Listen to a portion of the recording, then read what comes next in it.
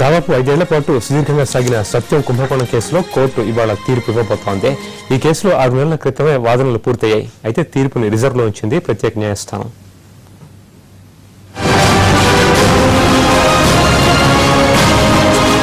సత్యం కేసులో ఎట్టకేలకు తుది తీర్పు వెలువడనుంది. ఈ కేసులో సంస్థ చైర్మన్ రామలింగరాజుతో పాటు ఆయన సోదరుడు రామరాజుతో పాటు మరో 8 మంది నిందితులుగా ఉన్నారు. దాదాపు 14,000 కోట్ల రూపాయల వరకు మోసం చేసినట్లుగా ఆరోపిస్తూ వీరిపై ఐపీసీ 120B, 409, 419, 420 తదితర సెక్షన్ల కింద సిబిఐ కేసు నమోదు చేసింది. ఈ కేసుకు సంబంధించి మొత్తం 226 మంది సాక్షులను కోర్టు విచారించింది.